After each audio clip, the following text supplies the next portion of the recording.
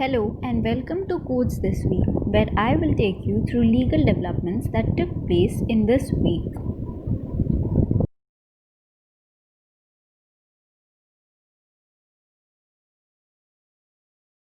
The fact that a lathi is also capable of being used as a weapon of assault does not make it a weapon of assault.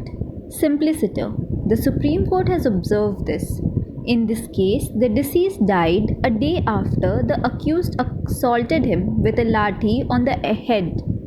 The trial court convicted the accused under Section 302 of Indian Penal Code for murder.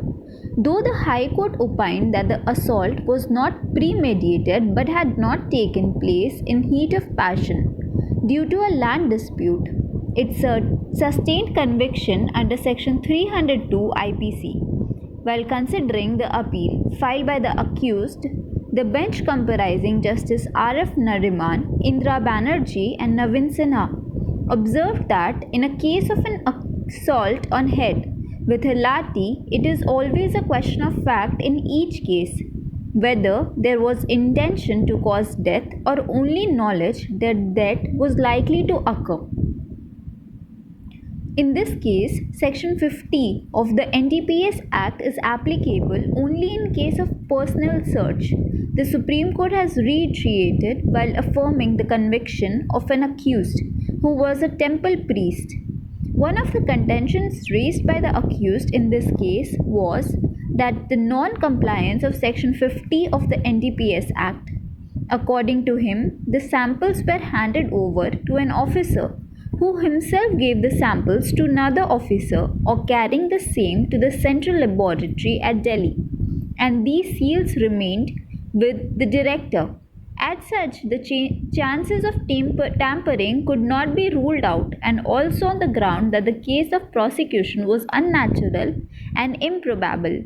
The trial court acquitted the accused on this ground. The High Court later set aside acquittal and convicted the accused. In this case, the Supreme Court has held that the period of limitation for filing a petition for enforcement of foreign award under Section 47 and 49 of the Arbitration and Conciliation Act would be governed by Article 137 of the Limitation Act, which prescribes a period of 3 years from when the right to apply accrues. The bench observed that a party may file an application under Section 5 for the condonation of delay in filing the petition for enforcement of foreign awards, as the bar contained therein which excludes an application filed under any of the provisions of Order 21 of the Code of Civil Procedure would not be applicable to a substantive petition under Arbitration Act. Now, the relief of specific performance of a contract is no longer discretionary after the 2018 amendment, observed the Supreme Court in a judgment. The bench comprising Justice Uday Umesh Lalit and Indira Banerjee observed thus in an appeal arising out of a specific performance suit.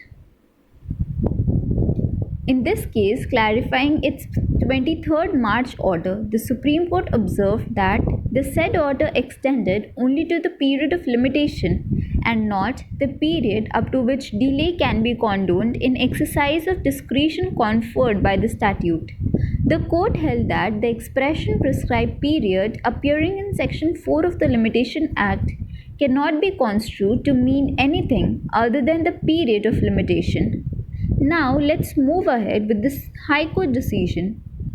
In this court, the 6th July 2020, Patna High Court took a suo motu cognizance of the plight of children in the district of Bhagalpur due to non-availability of midday meals following shutting of schools and Anganwadi centers amid COVID-19 pandemic.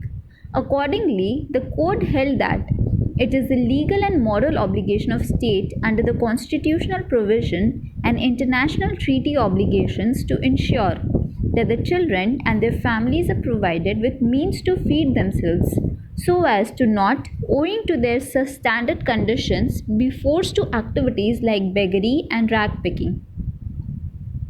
In this case, Tripura High Court has observed that marriage between persons who belong to scheduled tribes notified under Article 342 of the Constitution of India cannot be dissolved by invoking provisions of the Hindu Marriage Act.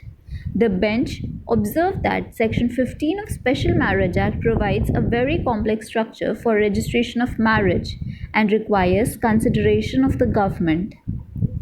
Now, in this case, the Jharkhand High Court denied the benefit of anticipatory bail to a government employee who had uploaded a Facebook post revealing derogatory comments on a woman of Malaysian origin for spreading coronavirus along with a photo.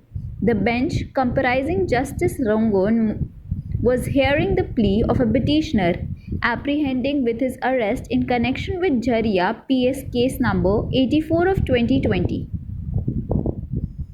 In this case, this Gujarat High Court directed the State Information Commissioner to initiate proceedings under Section 20 of the Right to Information Act against the Mamlatar since he acted in calumnious manner, as a result of which the petitioner had been deprived of from the right to information. The bench observed that the court is of view that this is a fit case where proceedings under Section 20 of the Right to Information Act needs to be initiated in view of non-compliance of the order passed by the State Information Commissioner, as well as the casual manner in which the application of petition to seek the right to information under the Act has been dealt with. In this case, next is the Himachal Pradesh High Court has held that an accused under Scheduled Castes and Scheduled Tribes Prevention of Atrocities Act, resorting to Section 439 of the Code of Criminal Procedure and surrendering before Session Court or High Court, and simultaneously obtaining ad interim bail does not amount to bypassing the restrictions placed in Section 18 and 18A of the SC/ST Advocacies Act. In this case, the Kerala High Court held that there is no doubt that generally every Muslim is entitled to enter a mosque dedicated to God. In this, a writ petition was filed by a man who was moved from the membership of the Jamaat.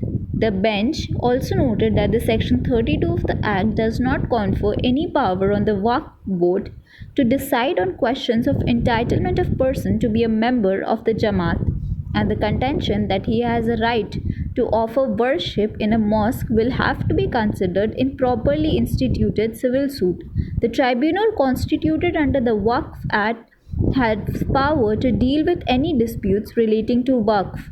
We are of consideration that such disputes should necessarily be determined in an adjudicatory process before the Waqf tribunal, the bench said.